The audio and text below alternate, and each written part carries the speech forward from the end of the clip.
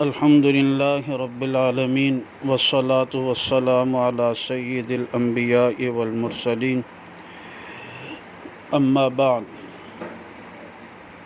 رسول اللہ صلی اللہ علیہ وسلم کے روضہ اقدس پر صلاۃ و سلام جب پیش کیا جائے، اس صلاۃ و سلام میں الصلاۃ والسلام علیک یا رسول اللہ لفظ یا کے ساتھ سلام پیش کرنا چاہیے یا نہیں کرنا چاہیے، اس میں صحابہ کرام رضوان اللہ علیہ مجمعین آپ علیہ الصلاۃ والسلام کے روضہ اقدس پر کیسے درود و سلام پیش کرتے تھے۔ اس میں مصنف عبد الرزاق کی ایک روایت مبارکہ ہے جس میں وہ باب باندھتے ہیں، باب السلام علی قبر النبی صلی اللہ علیہ وسلم۔ حضرت عبداللہ ابن عمر رضی اللہ تعالیٰ عنہ جو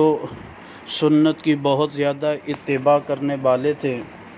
آپ علیہ الصلاۃ والسلام کی ہر سنت کا احیاء ان کی عادت مبارکہ تھی، عمل کرنا بھی تھا۔ ان سے روایت مبارکہ فرماتے ہیں، کان ابن عمر رضی اللہ عنہما اذا قدم من سفر اتی